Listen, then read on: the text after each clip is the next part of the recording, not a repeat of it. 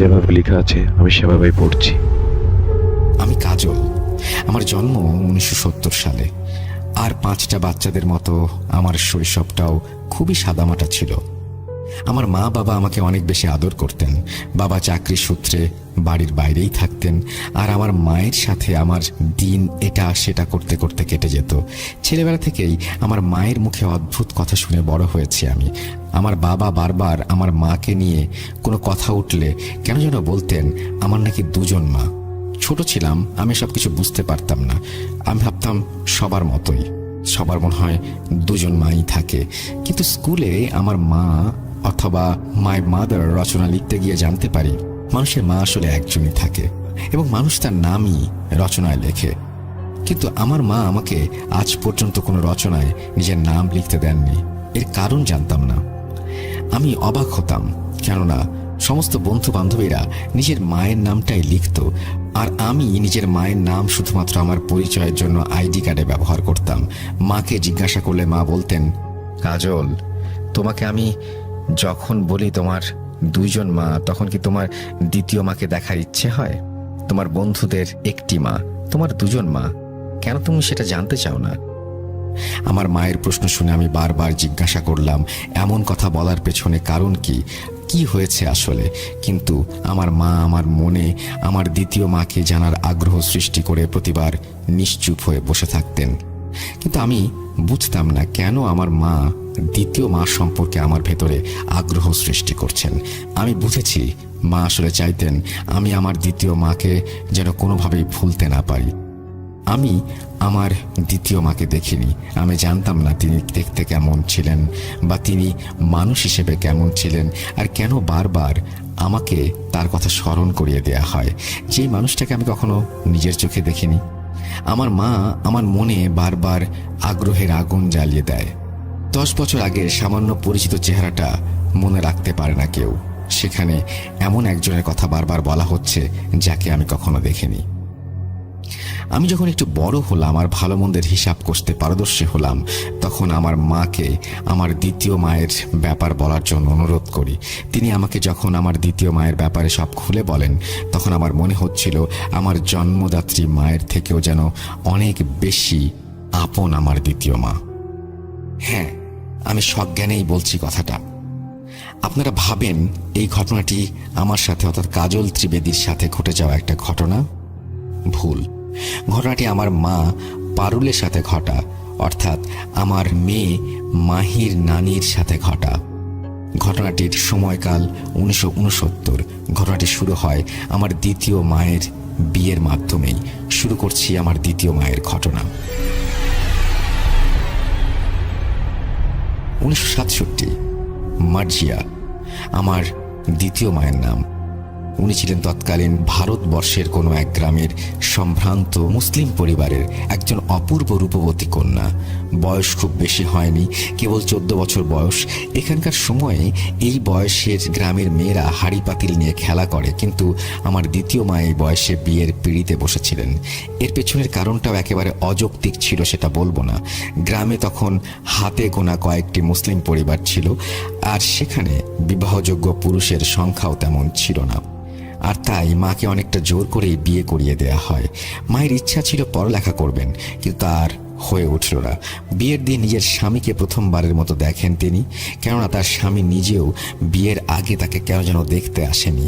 আমার মায়ের থেকে বয়সে তিনি ছিলেন অনেক বড়। ওনার বয়স ছিল আনুমানিক 35 বছরের মতো। তখনকার দিনে এসব তেমন কোনো ভাবার বিষয় ছিল না। ছেলের বয়স হতেই পারে 30-এর ওপরে। ছেলের সহায় সম্পত্তি বেশ ভালো পরিমাণেই ছিল, তাই বয়সের ব্যাপারে কথা ওঠার আগেই সম্পত্তি নিয়ে কথা উঠত। ঘরোয়াভাবেই সম্পন্ন হয় আমার মায়ের শুভ বিবাহ। আমার মায়ের বয়স কম হলেও তিনি ছিলেন খুবই সুশীল এবং সংসারী এক কন্যা। যেমন রূপ তেমন গুণ। মায়ের বিয়ের পর মা স্বামীর বাড়িতে চলে আসেন। শুধুমাত্র তার স্বামীর বাড়ি ছিল, শ্বশুর বাড়ি নয়। আমার মায়ের শ্বশুর শাশুড়ির ব্যাপারে ওনার স্বামী কখনোই তাকে কিছু বলেননি। আমার মা শুধু কয়েকবার শুনেছিলেন যে তার এক দেবর নাকি কোনো এক গ্রামে বাস করেন। বিয়ের সময় কাউকে আমার মা দেখেননি। আমার মায়ের স্বামী ছিলেন ছোটখাটো এক জমিদার। ওনার নাম আমার জন্মদাত্রী মাও জানেন না। হয়তো ইতিহাস কোনো এক পাতার কোথাও তার নাম লোকচক্ষুর আড়ালেই রেখে দিয়েছে। আমার মায়ের বিয়ের পর থেকেই তিনি বেশ মন দিয়ে এই সংসার শুরু করেন। বাড়ির বউয়ের দায়িত্ব তিনি কোনো প্রকার সংকোচ ছাড়াই নিজের কাঁধে তুলে নেন। ওনার স্বামী রোজ সকালে কোথায় যেতেন সেটা তিনি জানতেন না, জিজ্ঞাসাও করতে পারতেন না। ওনার স্বামী ছিলেন কিছুটা বদমেজাজি এবং আমার মা বয়স অনেক ছোট, তাই হয়তো ওনার সাহসে কুলাতো না। আমার মায়ের বিয়ের পর থেকেই ওনার স্বামী আলাদা রুমে থাকতো, দরজা বন্ধ করে রাখত। ওনার স্বামী রুম থেকে বের হয়ে রুম তালাবদ্ধ করে বাড়ি থেকে বেরিয়ে যেত। সারাদিন আমার মা বাড়িতে একাই থাকতেন। ওনার স্বামী ওনার সাথে কোনো ধরনের কথা বলতেন না, শুধু খাবারের সময় হলে ওনাকে খাবার খেতে দিতে বলতেন। প্রথম প্রথম সপ্তাহে একদিন তিনি মায়ের সাথেই ঘুমাতেন, কিন্তু ধীরে ধীরে সেটাও বন্ধ করে দিলেন। অন্যদিকে আমার মা বাড়ির কাজেই বেশিরভাগ সময় কাটিয়ে দিতেন, বাকি সময়টুকু তিনি কাপড় বোনার কাজ করতেন। এভাবেই চলছিল। একদিন তার স্বামী আমার মায়ের কাছে এসে বলেন, শোনো, আজ রাতে 3 জনের খাবার রান্না করবে, আর হ্যাঁ, আজ আমি একটি খাসি কিনে এনে জবাই করব, সেটা কেটে কুটে রান্না করবে। আমাদের জন্য সামান্য রেখে বাকিটা ঢেকে অন্য কোথাও রেখে দেবে। আমি রাতে এসে বাকিটুকু নিয়ে যাব। আমার বন্ধুরা আজ চড়ুই ভাতি করবে, তাই বাকিটুকু আমাদের লাগবে। তোমাকে একা খেতে যেন না হয়, তাই আমি তোমার সাথে সামান্য ভাত খাবো। আমি একটু রাগী হতে পারি, কিন্তু অমানুষ নই। আমার মা তার স্বামীর এমন কথা শুনে কিছুটা খুশি হন। এই প্রথম স্বামী তার কথা ভেবে রাতে একসাথে খাবে বলল। আপনার সম্মতি পেলে আমি আপনাকে একটা কথা জিজ্ঞেস করতে পারি? স্বামীর সম্মতি পেয়ে মা বললেন, আপনি রাতে পাশের রুমে ঘুমান কেন, আর ওই রুমের দরজায় তালা লাগিয়ে রাখেন কেন? আমি তো আপনাকে কখনো ওই রুম পরিষ্কার করতেও দেখিনি। আমি পরিষ্কার করে দিলে কি কোনো সমস্যা হবে আপনার? আমার মায়ের কথা শুনে ওনার স্বামী বলেন, শোনো, বসতে দিলে শুতে যাওয়ার অভ্যাস তোমাদের বউদের জন্য নতুন কিছু নয়। ওই রুমে আমার অনেক মূল্যবান কাগজ আর আমার সারা জীবনের সঞ্চয় আছে, যার গুরুত্ব তোমার মাথায় ঢুকবে না। আমি জমিদার। আমার বাড়িতে এর আগেও অনেকবার চুরির ঘটনা ঘটেছে, তাই আমি সেসব হেফাজত করার জন্যই রুমে তালা দিয়ে রাখি। আর ওই রুমে আমিই থাকি। ওই রুমে আমি ছাড়া আর কারো প্রবেশের অধিকার নেই। সামান্য 2টি কথা বলেছি, তোমার আগ্রহের শেষ নেই দেখছি। রাতে আমি বাড়িতে খাবো না, তুমি নিজের জন্য খাবার রেখে বাকিটা আলাদা করে রেখো, আমি সময় মতো এসে নিয়ে নিব। নিজের স্বামীর মুখ থেকে এমন কথা শুনে আমার মা বেজায় কষ্ট পান। মুখ বুজে সব সহ্য করেন তিনি, কেননা তার এছাড়া আর কি বা করার আছে। বিকেলের দিকে ওনার স্বামী মস্ত বড় এক খাসি নিয়ে হাজির হন। বাড়ির উঠোনে জবাই করেন সেই খাসি। আমার মা তার স্বামীর কথা মতো খাসির মাংস রান্না করেন এবং সামান্য রেখে বাকিটুকু ভালোভাবে গরম করে শিকেতে তুলে রাখেন। রাতে ওনার স্বামী এসে মাংসের হাঁড়ি নিয়ে তড়িঘড়ি করে বেরিয়ে পড়েন। বাড়ির জানালা দিয়ে আমার মা নিজের স্বামীর বাড়ির দিকে থাকা জঙ্গলে বিলীন হয়ে যাওয়া দেখতে থাকেন। হঠাৎ করেই তার স্বামী কিছু একটার সাথে হোঁচট খেয়ে পড়ে যান। সাথে সাথে আমার মা ওনাকে সাহায্য করার জন্য বাড়ির বাইরে এসে ওনাকে তুলতে যাবেন। এমন সময় স্বামী বলেন, কার অনুমতি নিয়ে এত রাতে তুমি বাইরে বের হয়েছ? আমি কি তোমাকে ডেকেছি? বিয়ের আগে তোমার বাবা বলেছিল তোমরা ভদ্রলোক। এই ভদ্রতা এত রাতে বাইরে বের হওয়া শিখেছ? ওদের কথা শেষ হবার আগেই বাড়ির সামনের দিকে থাকা ঝোপঝাড়ের ভেতর থেকে খচখচ আওয়াজ ভেসে আসে আমার মায়ের কানে। স্বামীর আদেশে আমার মা দ্রুত ঘরে চলে যান। আজ আমার মা নিজের স্বামীর ব্যাপারে নতুন এক ব্যাপার লক্ষ্য করেন, যা আগে কখনো দেখেননি। তিনি দেখেন ওনার স্বামীর বাম পায়ের হাঁটুর নিচ থেকে পায়ের গোড়ালি পর্যন্ত একটি লাকড়ি বাঁধা। ওনার পায়ের মাঝের অংশটা নেই। নেই বলতে সেখানে মাংস ছিল না, একেবারে চিকন হয়ে যেন হাড়ের সাথে শুধু চামড়া লেগে আছে। এসব দেখে মা বেশ ভয় পেয়ে যান, কিন্তু বরাবরের মতোই মুখে কুলুপ এঁটে বসে থাকতে হয় ওনাকে। উনি ঘরে এসে আবার নিজের স্বামীর চলে যাওয়া দেখতে থাকেন। হঠাৎ তিনি খেয়াল করেন আবছা অন্ধকারে ওনার স্বামী ঝোপের আড়ালে চলে যাচ্ছেন, আর সেই ঝোপের দিকে 2টি সবুজ আলো জল করছে। হঠাৎ সেই আলো রং পরিবর্তন করে লাল রং ধারণ করে। আমার মা ভয়ে জানালা থেকে সরে আসেন। সেদিন রাতে ওনার স্বামী বাড়িতে ফেরেননি। শেষ রাতে ফজরের নামাজ পড়ে আমার মা সামান্য কিছু সময় ঘুমিয়েছিলেন। হঠাৎ ভারী গলার চিৎকার শুনে ওনার ঘুম ভেঙে যায়। মা উঠে দেখেন ওনার স্বামী রাগান্বিত হয়ে ওনার দিকে তাকিয়ে আছেন। মা দ্রুত উঠে বসতেই তার স্বামী বলতে শুরু করেন, তোমার কি নিজেকে রানী ভাবার মতো অসুখ করেছে? এত সকালে রানীর মতো ঘুমাচ্ছ যে? ঘরে কি তোমার জন্য 14টা দাসী রাখা আছে যারা তোমার জন্য কাজ করবে? আমার মা স্বামীর কাছে ক্ষমা চান। ওনাকে ক্ষমা করা হয়, কিন্তু সেই ক্ষমার একটি প্রতীক হিসেবে ওনার গালে 5টি বড় বড় আঙুলের ছাপ স্পষ্ট থেকে স্পষ্টতর হয়ে উঠছিল। মা দ্রুত সকালের খাবার তৈরি করেন।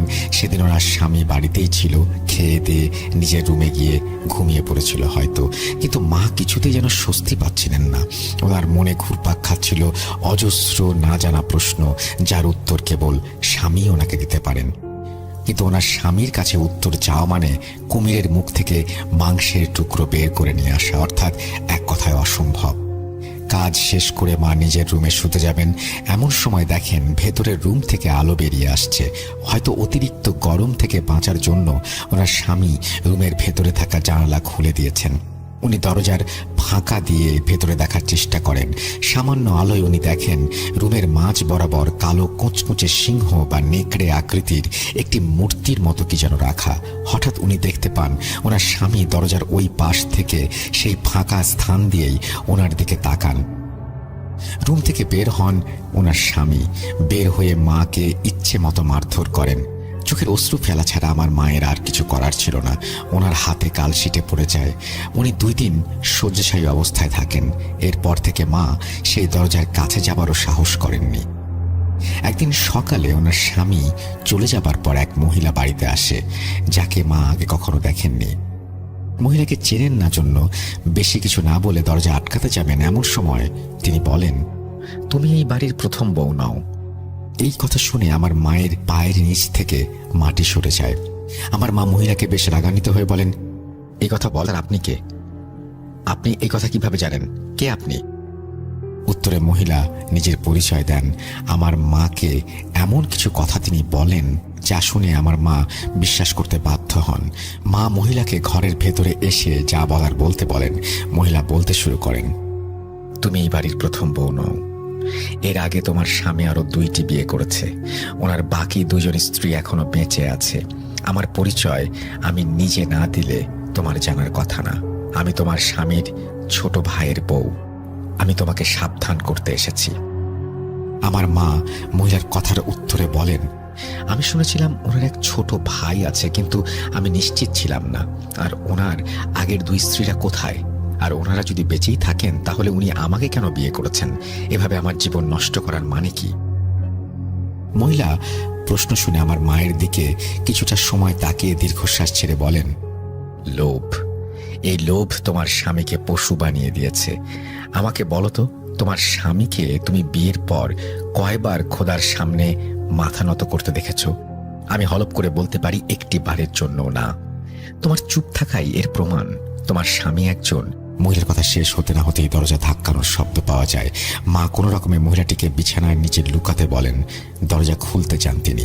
কথায় আছে, যেখানে বাঘের ভয় সেখানে শুনতে হয়। দরজা খুলে মা দেখেন ওনার স্বামী দরজায় দাঁড়ানো। দরজার সামনে থাকা মহিলার জুতা খেয়াল করেননি স্বামী।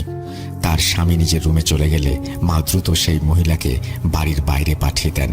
যাবার আগে তিনি বলেন, যত দ্রুত সম্ভব এই বাড়ি থেকে চলে যাও। এটা একটা শয়তানের বাড়ি, জানো? আর ওটা, ওর সাথে তোমার মতো মেয়ে থাকতে পারবে না। নিজের প্রাণ বাঁচাতে চাইলে এখনই চলে যাও। মহিলার এই কথা শুনে মা কিছুই বুঝতে পারছিলেন না। অন্যদিকে প্রতিনিয়ত মনে নতুন নতুন প্রশ্নের জন্ম নিচ্ছিল। হঠাৎ একদিন রাতে মা কাপড় বোনার কাজ করছেন। এমন সময় তার স্বামী এক বৃদ্ধা মহিলাকে বাসায় নিয়ে আসেন। কোনো কথা না বলেই দ্রুত মহিলাকে নিয়ে নিজের রুমে গিয়ে দরজা বন্ধ করে দেন। মা আগ্রহ নিয়ে দরজার পাশে দাঁড়িয়ে থাকেন, কিছু শুনতে পাবেন এই আশায়। ভেতর থেকে মহিলা বলছে, সম্ভব না, তুই অন্য কোনো রাস্তা ভাব। কতবার বলেছি বাড়ির বউকে সাবধানে রাখবি, পেরেছিস? চোখাচোখি না হলে তো এই বায়না করতো না। আমি ওকে বোঝাবো, কিন্তু তুই কিছু করবি না। শুধু আমি যা বলবো সেই মতো কাজ করবি, কোনো প্রশ্ন করবি না। মা তার স্বামীকে বলতে শোনেন, কিন্তু মা, বৃদ্ধা মহিলা মায়ের স্বামীকে থামিয়ে দিয়ে বলেন, কোনো কিন্তু নেই, যা বলছি কর। আমার ছোট ছেলে আমার কথার অবাধ্য হয়েছে জন্যই আজ এই অবস্থা। এখন তুইও কি সেই পথে হাঁটবি? যা বলেছি তা জোগাড় কর, আর তোর বউয়ের ঘুমানোর অপেক্ষা কর। তোর বউ ঘুমিয়ে পড়লে আজ আমাকে ওর সাথে কথা বলতে হবে, নইলে আমি এখানে আসতাম না। তুই সময় নষ্ট করিস না, যা বললাম সময় থাকতে করে ফেল। আমি ওর সাথে কথা বলে ওকে মানিয়ে নেব। সম্পূর্ণ বাক্য শেষ না করেই দুজন চুপ হয়ে যায়। খুব ধীরে ধীরে কথা বললেও আমার মায়ের দৃঢ় মনোযোগের বলেই মা সব শুনতে পান। কথা শেষ হবার সাথে সাথেই মা পা টিপে টিপে নিজের বিছানায় গিয়ে শুয়ে পড়েন।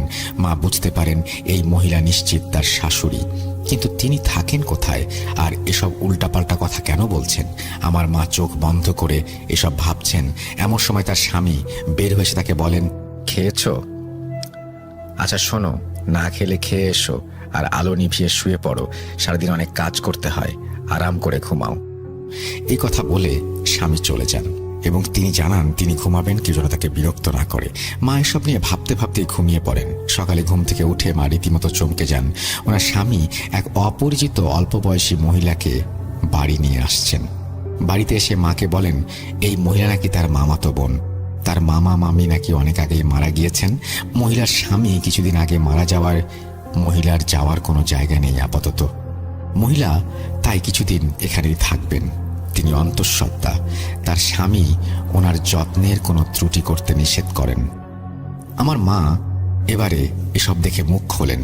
একটা মানুষ ভয় পেতে পেতে আর কত সহ্য করতে পারে? মা বলেন, আপনার পরিবারে কে কে আছে বলুন। আমাকে আপনি আপনার ব্যাপারে কোন কথাটা বলেছেন? আমি আপনার স্ত্রী, কিন্তু আমি আপনাকে চিনি না, জানি না, আপনার সম্পর্কে কিছুই জানি না। আজ আপনি চুপ থাকতে পারবেন না, উত্তর দিন। আজ মায়ের কথা শুনে তার স্বামী রাগ করছেন না। তিনি বললেন, আমি যা করেছি তোমার ভালোর জন্যই করেছি। তোমার ভুলের জন্য আমাকে সব করতে হচ্ছে। আমাকে আমার কাজ করতে দাও। আর কোনো প্রশ্ন করবে না, উত্তর পাবে না জেনেও প্রশ্ন করার কি মানে আছে? এবারেও মাকে চুপ থাকতে হলো। নিজের স্বামীর কথার কাছে এবারেও তার হার স্বীকার করতে হলো। এদিকে মায়ের বিয়ের 2 বছর পার হয়ে যাচ্ছে। সেদিন রাতে খাওয়া দাওয়া শেষ করে মায়ের স্বামী তার বোনকে নিজের রুমে রেখে মায়ের সাথে এসেই ঘুমিয়ে যান। সকালে তিনি বের হয়ে যাবার পর সেই অন্তঃসত্ত্বা মহিলার সাথে মায়ের কথা হয়। মা ওনাকে নিজের পরিচয় দিতে বলেন, কিন্তু মহিলা বারবার মায়ের প্রশ্ন এড়িয়ে যান। মহিলার চেহারাতে কেমন যেন ভয়ের ছাপ। মায়ের অনেক জোরাজুরিতে মহিলা বলতে শুরু করেন, দিদি, আমার নাম পারুল। আমার স্বামী 2 মাস আগে মারা গিয়েছেন। আমার অবস্থা খুবই খারাপ। পেটে বাচ্চা নিয়ে 2 বেলা 2 মুঠো খেতে পারি না। রাস্তায় রাস্তায় ঘুরি। আপনার স্বামীর সাথে আমার কয়েকদিন আগে রাস্তায় দেখা হয়। তিনি আমাকে বেশ কিছু টাকা দিয়ে বলেন ওনার বাড়িতে ওনার ঘর পরিষ্কার করার কাজ করে দিতে হবে। কিন্তু দিদি, এই অবস্থায় আমি কিভাবে কাজ করব? আমার 9 মাস চলছে। আমাকে তিনি বলেন সন্তান হবার পর থেকেই কাজ শুরু করতে। এর আগে আমাকে নিজের বাড়িতেই থাকতে বলেন, আর কি কি কাজ করতে হবে তা আপনাকে দেখে শিখতে বলেন। আমি খুশি মনেই আমার সন্তানের মুখ চেয়ে রাজি হই দিদি। কিন্তু কাল রাতে ওই রুমে আমি ঘুমাতে পারিনি। রাতে বারবার 2টি সবুজ আর লাল চোখ আমার সামনে ঘুরঘুর করছিল। ভয়ে চিৎকার দেবার ক্ষমতাও হারিয়ে ফেলেছিলাম দিদি। আপনার স্বামী আমাকে এসব বলতে মানা করেছেন, কিন্তু দিদি আমার খুব ভয় করছে। আমি কি করব বুঝতে পারছি না। এই শুনে মা এবারে নড়ে চড়ে বসেন। তিনি এর শেষ দেখার প্রতিজ্ঞা করেন। দুপুরে রান্না বাদ দিয়েই তিনি পাশের গ্রামে নিজের স্বামীর ভাইয়ের বউয়ের সাথে দেখা করেন। যাবার আগে পারুলকে ভালোভাবে দরজা বন্ধ করে দিতে বলেন। সেখানে গিয়ে তার দেবরের দেখা পান। তার দেবর তাকে জানান, আমাদের পরিবার কখনোই তেমন ধনী ছিল না। ছাপোষা মানুষ আমরা। নুন আনতে পান্তা ফুরোয় অবস্থা। আমার ভাইয়ের মধ্যে লোভ নামক বস্তু ছিল, যার সব হয়েছে আমার মায়ের জন্য। একদিন আমার ভাই কোথা থেকে যেন একটি বই সংগ্রহ করে। এরপর থেকে শুরু হয়। এর আগে 2টি বিয়ে করেছে, 2 বউয়ের সন্তানদের দান করে দিয়েছে। দ্বিতীয় বউ তার সন্তানকে দান করার ব্যাপারটা টের পেয়ে যায়। তাই দান করতে বিলম্ব হওয়াতে পিশাচরূপী শয়তান কোনোভাবে তার পায়ের মাংসে কামড় বসিয়েছে। এরপর থেকে পায়ের অবস্থা তো আপনি জানেনই। এসব করেই এত টাকা পয়সার মালিক হয়েছে সে। এখন সে পিশাচ সাধনা করে। ভাইয়ের সব কর্মকাণ্ড লোকমুখে কুসংস্কারের মতো ছড়ায়। সেই সাথে অনেকবার বিয়ে করতে চেয়েও পারেনি। তোমার খোঁজ পেয়ে তাই দ্রুত তোমাকে বিয়ে করে, কিন্তু তোমার বয়স 18 না হলে তোমার সন্তান উৎসর্গের কোনো যোগ্য হবে না। তুমি সাবধানে থেকো। বাকি 2 বউয়ের মধ্যে প্রথমজন পাগল হয়ে গেছে, আর দ্বিতীয়জন কোথায় কেউ জানে না। প্রতি 2 বছর পর পর বাচ্চা দান করতে হয়। এবছর কি করবে তাই নিয়ে হয়তো ভাবছে। মা এসব শুনে বলেন, ভাই, এবার আর ভয় পেলে চলবে না, কেননা এসব শুধু আমার জীবনের প্রশ্ন নয়। আমাকে সব জানানোর জন্য ধন্যবাদ, আসি। মা তার স্বামীর ভাইয়ের কথা বিশ্বাস করেন, কেননা তার স্বামীর আচরণ এসবের সত্যতা প্রমাণ করে। বিকেলে বাড়ি ফিরে এসে পারুলকে সব জানান। পারুল এবং মা বুঝতে পারেন পারুলকে কেন এখানে আনা হয়েছে।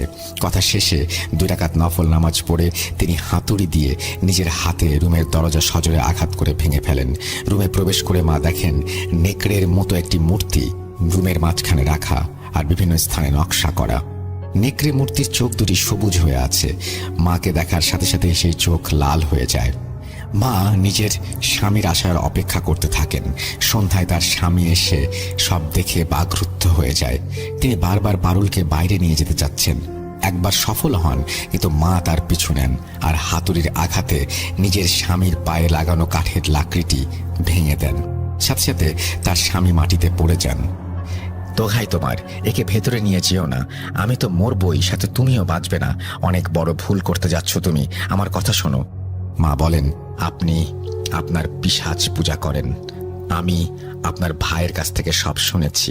ওই সবুজ চোখ আমি চিনে নিয়েছি। আপনি পারুল আর ওর পেটের বাচ্চার জন্য এই সমস্ত কিছু করছেন, তাই না? এ কথা শুনে স্বামী বলেন, হ্যাঁ, আমি পিশাচ পূজা করি। এই পিশাচই আমাকে ধন সম্পত্তি দিয়েছে, আর সে আমার সাথেই থাকে। সেদিন রাতে তোমাকে দেখে ফেলেছিল, তারপর থেকে তোমার গর্ভের সন্তানের দিকে লোভ, কিন্তু তোমার বয়স কম, তুমি আমাকে সন্তান দিতে পারবে না। মা পারুলকে নিয়ে ঘরের ভেতরে চলে আসেন। রাত হতে না হতেই ঘরের আশেপাশে মায়ের স্বামীর আত্মচিৎকারে বাতাস ভারী হয়ে ওঠে, এবং সে সাথে অনেক পশুর গর্জন। গভীর রাতে জন্ম হয় কাজলের। হ্যাঁ, সেই কাজলের, যার 2 জন মা, পারুল এবং মার্জিয়া। মার্জিয়া মায়ের হাতেই জন্ম হয় আমার জন্মের পর আমার মা জ্ঞান হারান। জ্ঞান ফিরে এলে তিনি দেখেন সকাল হয়ে গেছে। মার্জিয়া মা বাড়ির সদর দরজার সামনে রক্তাক্ত অবস্থায় বসে আছেন, আর তার হাতে সেই হাতুড়ি। মার্জিয়া মায়ের কোলে ছিলাম আমি। আমার মা মার্জিয়া মাকে দেখে ভাবেন তিনি হয়তো বেঁচে নেই, কিন্তু মার্জিয়া মা বলেন, পারুল, আমি পিশাচকে আঘাত করেছি, কিন্তু মারতে পারিনি। এই মূর্তি ভেঙে ফেলতে চেয়েছিলাম, কিন্তু আমার স্বামী মারা যাওয়ার আগে আমাকে বলেছে পিশাচ এই মূর্তির দাস। এটা ভেঙে ফেললে সে মুক্ত হয়ে যাবে। সারা রাত ভেবেছি, ভেবে সিদ্ধান্ত নিয়েছি এই মূর্তির দায়িত্ব আজ থেকে আমার। আমি এটা নিয়ে দূরে কোথাও চলে যাব। ওই সামনে দেখো একটা গভীর কুয়া, সেখানেই পিশাচ আমার স্বামীকে নিয়ে গিয়েছিল। তার সাদা পাঞ্জাবি রক্তে ভেজা। আমি এই পিশাচকে আর কারো ক্ষতি করতে দেব না। মার্জিয়া মা আমার জন্মদাত্রী মায়ের হাতে চিঠি দিয়ে তাকে সেখান থেকে পাঠিয়ে দেন। মা সেই চিঠি নিয়ে মার্জিয়া মায়ের বলা ঠিকানায় গিয়ে দেখেন এটা মার্জিয়া মায়ের বাবার দোকান। চিঠিতে কি লেখা ছিল তা আমার মা কখনো জানতে চাননি, কিন্তু এরপর থেকে আমি নিজের নানু হিসেবে যাকে চিনেছি তিনি আসলে আমার আপন নানু ছিলেন না, তিনি মার্জিয়া মায়ের বাবা। আমার বাবাও আমার জন্মদাতা পিতা নন। আমার নানু অর্থাৎ মার্জিয়া মায়ের বাবা আমার মায়ের বিয়ে দেন। মার্জিয়া মা নিজের পুরো পরিবারটাই আমাদেরকে দিয়ে দিয়েছেন। তিনি কোথায় আছেন, বেঁচে আছেন কিনা আমি জানি না। আমি তাকে কখনো দেখিনি, কিন্তু আজ আমি বেঁচে আছি শুধুমাত্র তার জন্যই। আমার মা তো কিছুদিন আগে মারাই গিয়েছেন, কিন্তু তিনিও যতদিন বেঁচে ছিলেন তার কারণ ছিল মার্জিয়া। এখন আমাকে কেউ যদি জিজ্ঞেস করে, আমি বলি আমার মা 2 জন। একজন আমার জন্মদাত্রী মা, আর একজন আমার জীবনদাত্রী মার্জিয়া মা। আমি কাজল। এই ছিল আমার দ্বিতীয় মায়ের ঘটনা।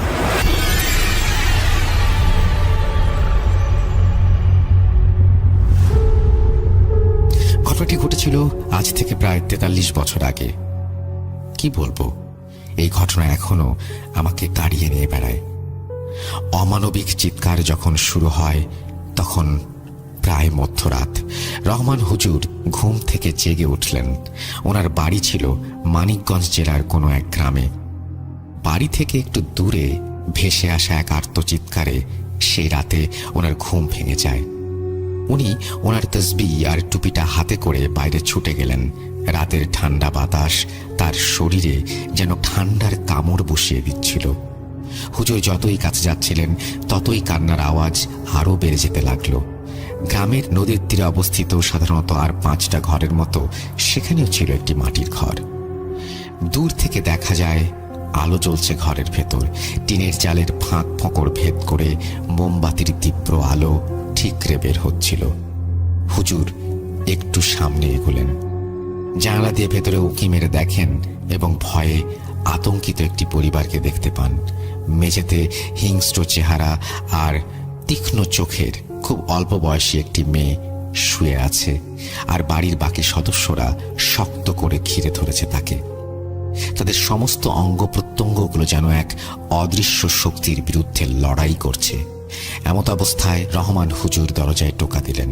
মেয়ের বাবা আব্দুর রশিদ সাহেব দরজা খুলতেই রহমান হুজুর ঘরে ঢুকে চিৎকার করলেন, ফিরে যা, জাহান্নামের শয়তান, এই মাসুম বাচ্চাটিকে এক্ষুনি ছেড়ে দে। এই কথা বলে হুজুর কুরআন থেকে তার জানা বিভিন্ন আয়াত পাঠ করতে লাগলেন। আয়াতের দোহাই দিয়ে হুজুর শয়তানকে চলে যাবার নির্দেশ দিলে মেয়েটির কণ্ঠস্বর ও নড়াচড়া কিছুটা ধীর হয়ে গেল, যদিও ভয় এখনো বাড়ির সকলের মস্তিষ্কে বাসা বেঁধে রয়েছে। তার বাবা আব্দুর রশিদ সেখানে হুজুরকে দেখে দরজা ছেড়ে হতাশায় মগ্ন হয়ে হুজুরের দিকে ছুটে গেলেন। হুজুর, দয়া করে আমার রিমাকে সাহায্য করুন। কোনো এক শয়তান তার শরীর কবজা করেছে। আমরা জানি না কি করব, আমরা এই অবস্থায় কি করব কিচ্ছু বুঝতে পারছি না। সে অনুনয় করে। হুজুর শান্তভাবে মাথা নাড়লেন আর রিমাকে ঘরের ভেতরে নিয়ে গিয়ে পরিষ্কার পোশাক পরিয়ে অজু করিয়ে পবিত্র করে রাখলেন। এও বললেন যে কোন সালিম এই মাসুম বাচ্চাটিকে কষ্ট দিচ্ছে, আমি দেখব। কিছুক্ষণ পর হুজুর রিমার ঘরে প্রবেশ করলেন। ভেতরে ঢুকেই উনি রিমাকে প্রচন্ড জোরে কাঁপতে দেখলেন। এখনো তার চোখ তীক্ষ্ণ, খোলা। তার চোখের এই তীক্ষ্ণতা দেখতে এমন ছিল যে এই চাউনি এই পৃথিবীর কোনো মানুষের নয়।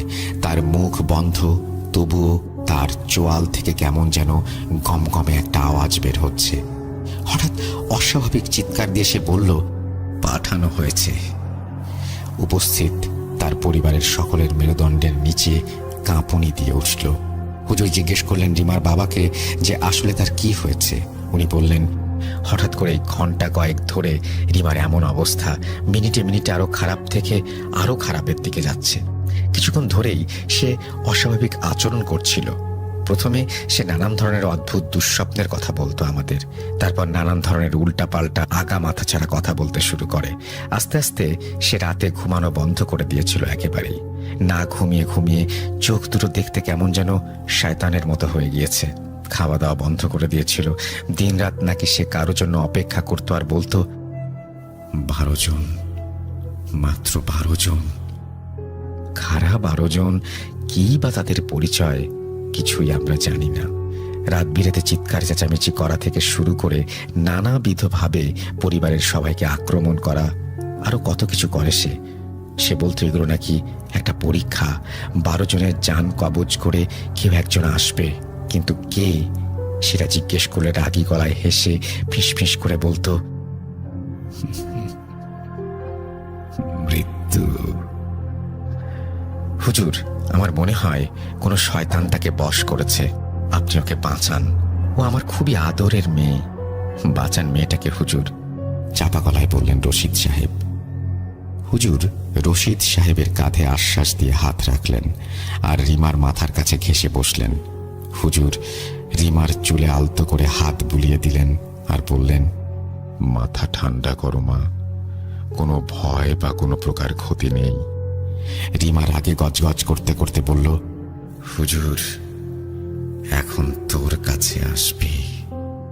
হুজুর রিমাকে বলল, কে আসবে? হে শয়তান, তুই অপবিত্র। এই পবিত্র শরীরে এটা কি অভিশাপ দিয়েছিস তুই? যতই নিষ্পাপ হবার ভান ধরিস না কেন, তুই শয়তান, তোর নিকৃষ্ট স্বভাব প্রকাশ কর। হুজুরের কথায় রিমার কোনো ভ্রুক্ষেপ হলো না। রিমার মুখ তার অস্বাভাবিক গতিবিধি অব্যাহত রেখেছে। কিছুক্ষণ পর হঠাৎ ভারী এক কণ্ঠস্বর উত্থিত হয় রিমার মুখ দিয়ে, যা আসলে তার নয়। বোকা হুজুর, তুই আমাকে হারাতে পারবি না। আমি জুলকারনাইন, আমি মালিক। আজ রাতে এই মেয়েটিকে আমার ইচ্ছে মতো কষ্ট দিয়ে মারব। হুজুর কুরআনের আয়াত উচ্চারণ করে শয়তানকে সাবধান করে বললেন যে তার খেলা এখানেই শেষ। উনি মেয়েটির শরীর ছেড়ে দিতে বললেন শয়তানকে, অন্যথায় আল্লাহর আয়াতের ক্রোধের মুখোমুখি হবার জন্য প্রস্তুত হতে বললেন। হুজুরের সতর্ক বার্তা শুনে শয়তান ঠাট্টা করে হেসে উঠল। খুব ভালো। এই কথা বলে শয়তান জানালো সে আপাতত চলে যাবে, তবে সকলকে জেনে রাখতে বলল যে সে দাবি করছে যে তার মুনিব শয়তানের জন্য এই গ্রামের 12টি আত্মাকে তুলে নিয়ে যাবে।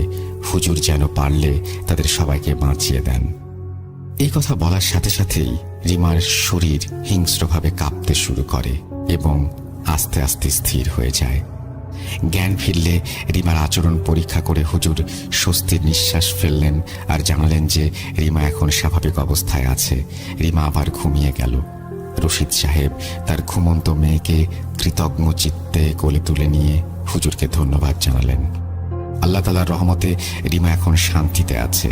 কিন্তু এই দুষ্টু জুলকারনাইন সে কে এবং কি বা তার অন্ধকার ভবিষ্যৎবাণী?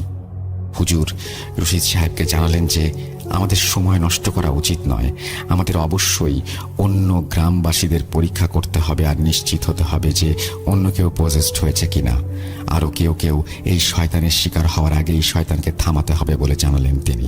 উনি বুঝতে পারছিলেন যে এটা কোনো সাধারণ পজিশন কেস নয়, বরং এটি একটি সম্মিলিত ষড়যন্ত্র, একটা অশুভ ষড়যন্ত্রের আভাস পাচ্ছিলেন রহমান হুজুর।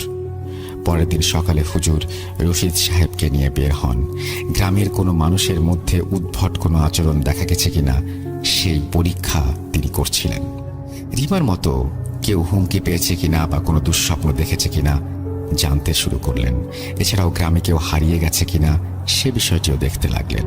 গ্রামের এক গরিব পরিবার, গেস্ত বাড়ি, মাঝবয়সী হাশেম মিয়ার বাড়ি। খুব ছোট একটা পারিবারিক খামার ছিল তাদের। ওনাদের পরিবারের খামারে পৌঁছে হুজুর তাদের দেখতে পান 18 বছরের ছেলে মাসুদ খুঁড়িয়ে খুঁড়িয়ে কাজ করছে। তার চোখ ফাঁকা এবং প্রাণহীন, ঠিক রিমার মতো। হুজুর মাসুদকে ডেকে বললেন, মাসুদ, শুনতে পাচ্ছ? মাসুদ হুজুরের কথার কোনো সাড়া দেয়নি, বরং সে তার কাজ অব্যাহত রেখেছে। হঠাৎ দ্রুত গতিতে তার অসহায় বাবা মা হুজুরের সামনে এলেন আর জানালেন 3 ছেলের মাঝে মাসুদই এমন বাজে অবস্থায় রয়েছে। 3 দিন ধরে তার এই অবস্থা। খাওয়া কাজ সব করলেও মনে হয় সে যেন এখানে উপস্থিত নেই। এটা নাকি তার মাসুদ হতেই পারে না। কোনো কিছু যেন মাসুদকে নিয়ন্ত্রণ করছে। অশ্রুসিক্ত স্বরে মাসুদের মা কথাগুলো বললেন। হুজুর মাসুদকে ঘরে নিয়ে গিয়ে কবজিতে 2টি আঙুল রাখলেন আর তার গায়ে অস্বাভাবিক ঠান্ডা অনুভব করলেন। তার চামড়া যেন ঢিলে হয়ে গেছে। উনি মাসুদকে বেশ কিছুক্ষণ পর্যবেক্ষণ করলেন। সূর্যাস্তের মধ্যে তিনি আরও 9 জন গ্রামবাসীর অবস্থা দেখলেন ও পরীক্ষা করছিলেন। রিমা ও মাসুদের মতো কিছু উপসর্গ, যেমন ফ্যাকাশে খালি দৃষ্টি, অস্বাভাবিক নড়াচড়া, বরফের মতো ঠান্ডা শরীর, এই রহস্যগুলো হুজুরকে অনেক বেশি পরিমাণে মানসিক চাপে রেখেছিল। জুলকারনাইনের ভয়ানক ভবিষ্যৎবাণী আসলে সত্যি না মিথ্যা সেটা জানার জন্য উনি মরিয়া হয়ে গিয়েছিলেন। এসব ভাবতে ভাবতে ক্লান্ত হয়ে হুজুর রাত্রি যাপনের জন্য তার বাসায় ফিরে আসেন। বাসায় ফিরে নামাজ আদায় করলেন এবং চিন্তা করতে লাগলেন। উনি বাইরে চাঁদের দিকে তাকাচ্ছিলেন। উনি দেখলেন চাঁদ ওঠার সাথে সাথে ওনার গ্রামটা যেন এক কালো অন্ধকারে ঠেকে যাচ্ছে। গ্রামের প্রায় সব বাসার জানালায় অনিয়মিতভাবে হ্যারিকেন জ্বলছিল। রাতের এই অন্ধকার যেন গ্রামটাকে আতঙ্কগ্রস্ত করে ফেলেছিল। হুজুর জানতেন যে যুদ্ধে তিনি জড়াচ্ছেন সেই যুদ্ধ তার সাহস এবং ভয় উভয়কেই পরীক্ষা করবে। যুদ্ধের আগেই কোনো মতে সম্ভাব্য কোনো সমাধান খুঁজতে মরিয়া হয়ে যাচ্ছিলেন হুজুর। সাধারণ রুকাইয়ার বাইরে গিয়েও উনি এই শয়তানি শক্তির সাথে যুদ্ধ করতে রাজি। গ্রামের অনেকেই বর্তমানে অনেক ভয়ে জীবনযাপন করছে। গ্রামের রক্ষক হিসেবে মেনে নিয়েছে গ্রামবাসী হুজুরকে। ওনাকে কিছু একটা করতেই হবে। সাহস নিয়ে এগিয়ে যাবার প্রয়াস করলেন হুজুর। এই লড়াই গ্রাম ও মানুষকে বাঁচাবার লড়াই, এই লড়াই শয়তানকে পরাজিত করার লড়াই। আগামী দিন হুজুরের আসল কাজ শুরু হবে, আর আল্লাহর কাছে সেই কাজের জন্য হুজুর রহমতের ভিক্ষা চেয়ে ঘুমিয়ে পড়লেন। অধ্যায় 2, শয়তানের মুখোশ উন্মোচন।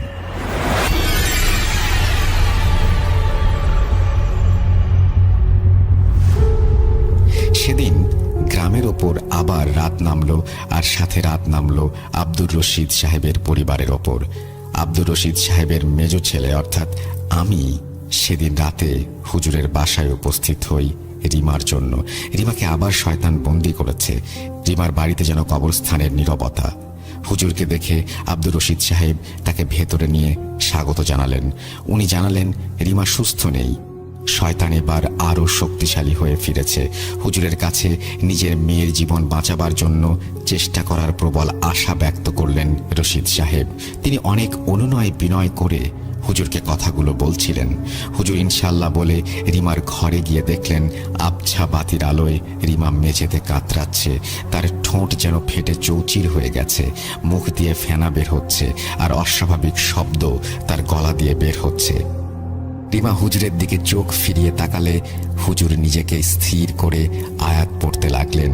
যেই আয়াতে আল্লাহর নাম ধ্বনিত হলো বাতাসে।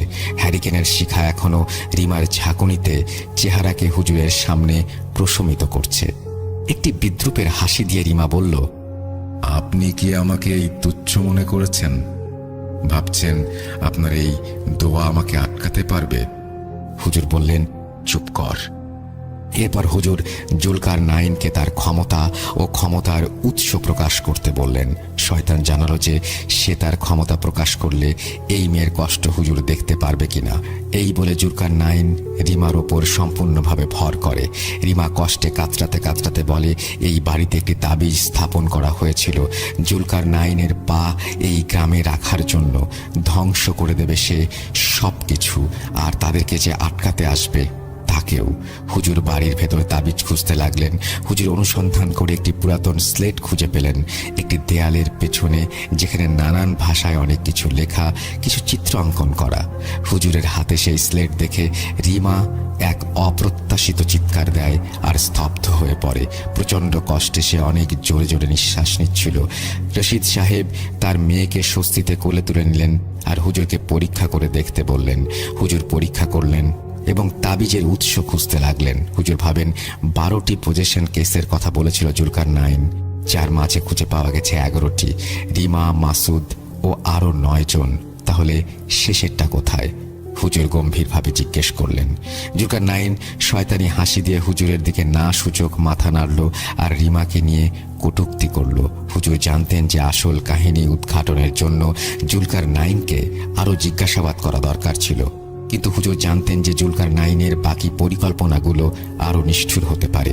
তিনি আব্দুলকে বললেন রিমাকে পাহারা দেবার জন্য এবং বাকি একজনকে খুঁজে বের করার জন্য রওনা হলেন, এই আশায় যে শেষ ব্যক্তির সাথে কথা বললে হয়তো উনি গুরুত্বপূর্ণ কোনো ক্লু খুঁজে পেতে পারেন। উনি গ্রামের রাস্তায় চলতে লাগলেন। গ্রামের এক বাড়ির সামনে গিয়ে হোঁচট খেয়ে পড়েন। কোনো এক অদৃশ্য শক্তি ওনার কানে কানে বলে, এখানে। হুজুর মনের ভুল ভেবে উঠে গেলেন আর দেখলেন বাড়ির বাইরে মজিদ আর আয়েশা নামক দম্পতি ঝগড়া করছে। মজিদ তার বড় ছেলে মশিউরকে মারছিল। মশিউর হলো বাকি 9 জনের একজন। এখানে বলে রাখা ভালো যে 12 জনের মাঝে সবার কথা আমার মনে নেই। যাদের কথা মনে আছে শুধু তাদের কথাই বলছি। হুজুর মশিউরের চেহারা দেখে থমকে যান। রিমা ও মাসুদের মতো একই চোখ ও চলাফেরা তার। ছেলেটার বাবা তাকে মারছে, তবুও ছেলেটার কোনো ভ্রুক্ষেপ নেই। হুজুর মজিদ সাহেবকে ধমক দিয়ে থামিয়ে দিলেন। মশিউর হুজুরকে দেখে বলল, রহমান, তোর কাজের প্রশংসা না করে পারছি না। তুই আবারও এখানে চলে এলি? মশিউরের কাছে এসে শান্তভাবে হুজুর বললেন, হ্যাঁ, তোর পরিকল্পনা আমাকে বল, আজাব কমে যাবে। মশিউরের নড়াচড়া থেমে গেল হুজুরের চ্যালেঞ্জের কথা শুনে। সে তার নাম বাবিল এবং তার আরেক নাম মৃত্যু মশিউর স্বাভাবিক কণ্ঠস্বর অস্বাভাবিক করে কথাগুলো বলল। হুজুর বাবিলকে জিজ্ঞাসা করলেন সে কেন এই নিরপরাধ মানুষদের কষ্ট দিচ্ছে। বাবিল জানায় তাদের মালিক শয়তান দুনিয়াতে চরম বিশৃঙ্খলা সৃষ্টিকারী, মানুষের কষ্ট তাকে আনন্দ দেয়। মশিউর দাঁতে দাঁত লাগিয়ে কটকট করে হাসছিল। হুজুর এবার রাগে দুঃখে বাবিলের ওপর আল্লাহর কালামের আয়াত পড়ে আজাব ডেকে আনলেন আর বললেন, এই ছেলেটির সাথে সাথে বাবিলের খেলা আজ রাতেই শেষ করবেন উনি। মশিউর ঘুমিয়ে পড়ার আগে আরও একবার কুৎসিতভাবে হাসল অভিব্যক্তিহীন মুখোশে। হুজুর আবার চলতে লাগলেন। গ্রামে যেতে যেতে হুজুর আবারও এক ভয়ঙ্কর শয়তানের সম্মুখীন হলেন। হুজুরকে যেন কেউ গাইড করে নিয়ে যাচ্ছে প্রতিটি আক্রান্ত ব্যক্তির কাছে। হয়তো সেই শয়তান যার পরিকল্পনার কথা এখনো জানা যায়নি। হুজুর দেখলেন একজন অল্প বয়সী নববধূ অশ্লীলভাবে চিৎকার করার জন্য চেষ্টা করছে এবং দৌড়ে একটি বাচ্চার সামনে গিয়ে তার ক্ষতি করার চেষ্টা করছিল। হঠাৎ সে হুজুরের দিকে তাকিয়ে ফিক করে হেসে দিয়ে বলল, বাহ রহমান, তুই এসেছিস তাহলে? এই বলে সে কুর্নিশ করে কাকে যেন অভ্যর্থনা জানায়। হুজুর জিজ্ঞাসা করে সে কাকে অভ্যর্থনা জানালো। মহিলাটি জানায় সে তাকে অভ্যর্থনা জানালো যিনি রহমান হুজুরকে এখানে নিয়ে এসেছে। হুজুর বুঝলেন উনি চারিদিক থেকে শয়তানের জালে জড়িয়ে যাচ্ছেন। যেসব শয়তানের সাথে হুজুরের দেখা হয়েছে তারা প্রত্যেকেই কিছু রহস্যজনক ক্লু দিয়েছিল। প্রতিটি মানুষের ভেতর গিয়ে তারা যখন মানুষকে দুর্বল করছে তখন তাদের মাস্টারও নাকি আরো শক্তিশালী হয়ে উঠছে। সে আরো বলে, যখন 12টি মোমবাতি নিভে যাবে আমাদের মালিক অবতার এই পৃথিবীতে হাঁটবে। হুজুর 12 নম্বর ভিকটিমের কথা জানতে চাইলে সে জানায় সর্বশেষ ভিকটিমের পরিচয় সে দেবে না। রাত নামে। ক্লান্ত স্থির হয়ে হুজুর রিমার কাছে ফিরে আসেন। রশিদ সাহেব তাকে জানালেন যে শয়তান দুর্বল হয়েছে, কিন্তু সে বলেছে তার কাজ হচ্ছে গুমরাহ আর বিলম্ব করা। তার কাজ নাকি প্ল্যান মতো এগিয়ে যাচ্ছে। হুজুর চুপ করে তাদের পরবর্তী পদক্ষেপ নিয়ে চিন্তা করছিলেন। তখন রশিদ সাহেবের বাসার দরজায় কড়াঘাতের শব্দ হলো। গ্রামের গোরখোদক সিদ্দিক দৌড়ে দরজার ভেতরে চলে গেল আর হুজুরকে বলল, হুজুর তাড়াতাড়ি আসুন, দাফনের সময় ভয়ঙ্কর কিছু ঘটেছে। হুজুর ও রশিদ একসাথে একটা গলিতে ঢুকে সিদ্দিককে অনুসরণ করতে লাগলেন। কবরস্থানে পৌঁছে তারা ভয়ে থমকে গেলেন। চাঁদের আলোতে দেখা গেল সদ্য খনন করা একটা কবরে একটি কঙ্কাল শুয়ে আছে। কিন্তু এ কিভাবে সম্ভব? হুজুর কিছুটা মুষড়ে পড়লেন এই ভেবে যে উনি কি করবেন। অধ্যায় 3, রুকাইয়া যুদ্ধ।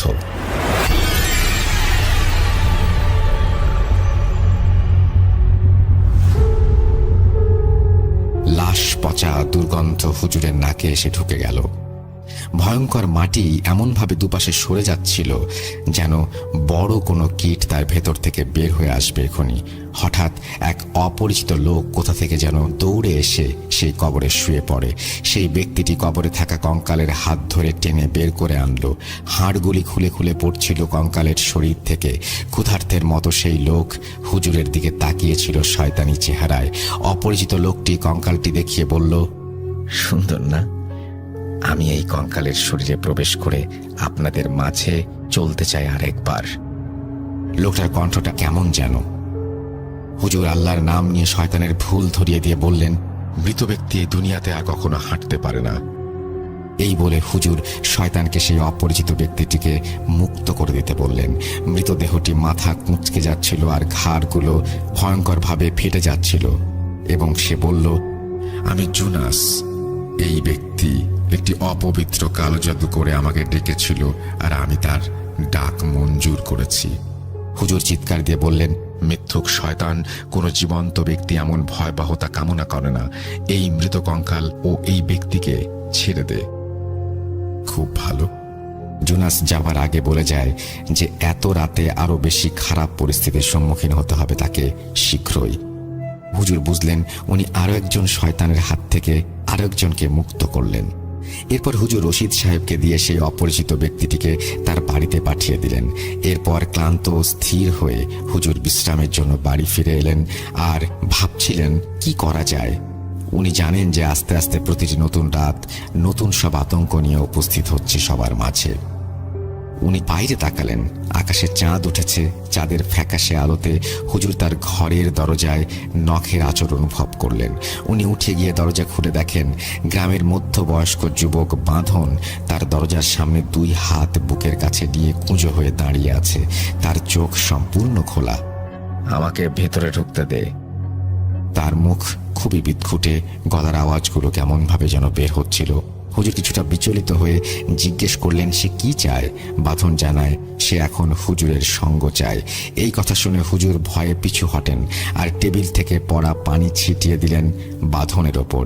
পানি গায়ে লাগার পর হুজুর তাকে ধাক্কা দিয়ে দরজার বাইরে বের করে দেন আর দরজা বন্ধ করে দেন। দরজার বাইরে থেকে হিংস্র প্রাণীর গর্জন ভেসে আসছিল। দরজার তালা দিয়ে হুজুর বিচলিতভাবে আল্লাহর কাছে সাহায্য চাইলেন। বহু কষ্টে ওই রাতটা তিনি পার করলেন। ফজরের আজান দিলে উনি নামাজ পড়লেন আর ভাবলেন সত্যিকারের যুদ্ধ আস্তে আস্তে শুরু হতে যাচ্ছে। সূর্যের আলো ফোঁটার সাথে সাথে হুজুর ঘর থেকে বেরিয়ে পজেসড কেসের ভিকটিমদের বাড়িতে বাড়িতে উপস্থিত হলেন এই আশায় যে নতুন কোনো ক্লু পাওয়া যাবে। কিন্তু কেউ তাকে কোনো তথ্য দিতে পারল না। সবার একই কথা, সেই সময় যা হয়েছিল কিছুই তাদের মনে নেই। তাদের এমন মনে হয়েছে যে তারা গভীর ঘুমে আছে। এরপর হুজুর গতরাতে ওনার বাসায় আসা বাঁধনের বাড়িতে উপস্থিত হন। উনি দেখলেন বাঁধনকে ঘরের ভেতরে আটকে রাখা হয়েছে আর তাকে আটকে রেখে তার পরিবারের লোকজন সবাই কাঁদছে। বাঁধন হুজুরকে দেখে জিজ্ঞাসা করে কাল রাতে হুজুরের কেমন ভয় লেগেছিল। হুজুর বাঁধনের ঘরে ঢুকে বাঁধনের রুকাইয়া করে বাঁধনকে সুস্থ করে দেন। হুজুরের মনে হলো শয়তানগুলো যেন নিজ ইচ্ছায় সবার দেহ ত্যাগ করে চলে যাচ্ছে। কিন্তু কেন? ওদের আসল প্ল্যান কি? কোনোভাবেই তিনি ধরতে পারছিলেন না। হুজুর নিজ মনে হেঁটে বাড়ি ফিরছিলেন। এমন সময়ে একটি বাড়ির জানালা থেকে কেউ একজন মেয়েলি কণ্ঠে হুজুরকে ফিসফিস করে বলে, রহমান, এদিকে আয়। মেয়েটিকে হুজুর চিনতে পারলেন, তার নাম সালমা। হুজুর সালমার চোখে রিমার মতো রং লক্ষ্য করলেন আর সালমার বাড়িতে গেলেন। সালমার বাড়িতে যাওয়ার পর সালমার পরিবার জানায় যে সালমা কিছুদিন যাবৎ উদ্ভট কিছু আচরণ করছে। হুজুর সালমার আচরণের কথা শুনে বুঝতে পারলেন সালমাও সেম রিমার মতো অবস্থা বরণ করে নিয়েছে। হুজুর সালমার ভেতরের ভয়ানক লক্ষণ পর্যবেক্ষণ করেন। সালমা চিৎকার দেয় এবং হুজুরকে মারতে আসে। সালমার পরিবার ভয়ে রুমের এক পাশে গিয়ে আশ্রয় নেয়। হুজুর শয়তানকে আল্লাহর নামে তার পরিচয় প্রকাশ করতে বলে। সালমা মেঝেতে পড়ে যায়, হাত পা শক্ত হয়ে যায় আর নানান দিকে বেঁকে যায়। চোখের সামনে সাদা হয়ে যায় সবকিছু। ঠোঁট একটি বিশ্রী হাসিতে পরিপূর্ণ। হুজুর কড়া ভাষায় বললেন, তোর খেলা এখানেই শেষ। এই বলে হুজুর আবারও রুকাইয়ার আয়াত পড়া শুরু করলেন সেই শয়তানকে মেয়েটির শরীর থেকে ছাড়িয়ে দেবার জন্য। শয়তান হাসি দিলে হুজুর আয়াত পড়েন আর চিৎকার করে বলেন, মেয়েটিকে ছেড়ে দে, নয়তো আল্লাহর গজবের সম্মুখীন হতে হবে তোকে। চিৎকার দিয়ে সালমার শরীর সে ত্যাগ করে। সালমা মেঝেতে পড়ে যায় আর মাথায় আঘাত পায়। সে কাঁপছিল প্রচণ্ডভাবে। হুজুর সালমার চিকিৎসা করলেন এবং তার জন্য আল্লাহর কাছে দোয়া করলেন। হুজুর ভেবেছিলেন এই একটা বিজয় আসলে অস্থায়ী ছিল, যতক্ষণ না প্রধান শয়তানের ওপর বিজয়প্রাপ্ত হচ্ছেন তিনি। সেদিন সন্ধ্যায় দিনের আলো প্রায় নিভু নিভু। এমন সময় হুজুরের মনে হলো নানান রকমের ছায়া তার আশেপাশে ঘোরাফেরা করছে। সূর্যাস্তের পর রাস্তা এবং মাঠের মধ্য দিয়ে উদ্দেশ্যহীনভাবে হুজুর হাঁটছিলেন ও ছায়ামূর্তিগুলোর গতিবিধি বোঝার চেষ্টা করছিলেন। হাঁটতে হাঁটতে নদীর পাড়ে চলে আসলেন হুজুর। একজন যুবককে দেখতে পেলেন যে হাতে একটি কুড়াল নিয়ে বাতাসে দোলাচ্ছিল এবং বন্য জন্তুর মতো গর্জন করছিল। হুজুরকে দেখে সে বলল, কি রহমান, এখনো খুঁজে যাচ্ছিস তুই? আল্লাহর কালামের পবিত্র আয়াত উচ্চারণ করে হুজুর বললেন, এই ছেলের ভেতর যে শয়তান আছে উনি তার সাথে কথা বলতে চান। হুজুরের কথা শুনে যুবকের অস্বাভাবিক নড়াচড়া থেমে গেল আর তার চোখ দুটো চকচক করতে লাগলো লালচে অন্ধকারে। আমি জাহাঁ আঁকা, ঝগড়ার রাজা। আমার মাধ্যমে এই গ্রামের পুরাতন অভিশাপ আবার পুনর্জন্ম নেবে। আবারও এক আগা মাথা ছাড়াই কথা শুনে হুজুর বিরক্ত হয়ে গেলেন এবং তার কনিষ্ঠ আঙ্গুল চেপে ধরে আল্লাহর কালামের মাধ্যমে শয়তানকে যুবকের দেহ ত্যাগ করে চলে যেতে বললেন। শয়তান যুবকের মুখ দিয়ে একটি বিদঘুটে হাসি দিয়ে যুবকের শরীর ত্যাগ করে। যুবকটি মাটিতে পড়ে অজ্ঞান হয়ে যাওয়ার আগে কেঁপে উঠছিল আর তার কুড়াল তার হাত থেকে পড়ে যাচ্ছিল। হুজুর অচেতন যুবকের জ্ঞান ফিরিয়ে তাকে বাসা পর্যন্ত পৌঁছে দিয়ে আসেন। হুজুর ভাবতে থাকেন যে গ্রামের পুরাতন অভিশাপ পুনর্জন্ম নেবে। এটি কোন ধরনের ধাঁধা হলেও এর উত্তর কি আল্লাহ জানে। শয়তানের এই স্নায়বিক খেলা চলতেই থাকে, নাকি নৃশংসতা ডেকে আনে এই খেলা? আস্তে আস্তে হুজুর পজেসড ব্যক্তিদের আলাদা করছিলেন গ্রামের ভেতর। উনি কোনো ইনোসেন্টের ক্ষতি না করেই ওনার কাজ চালিয়ে যাচ্ছিলেন। সারা রাত রাস্তায় ঘুরে বেড়ান, ক্লান্ত শরীর। হুজুর সব খুঁটিনাটি এক করে বুঝতে চেষ্টা করেন। উনি বুঝতে চাচ্ছিলেন এই মানসিক দুনিয়ায় মানুষের আত্মাকে দুর্বল করে কোন মহাশয়তান, কি পরিকল্পনা তার। হুজুর বুঝতে পারছিলেন যে চূড়ান্ত লড়াই শুরু হচ্ছে খুব দ্রুত। অধ্যায় 4, পরিণতি।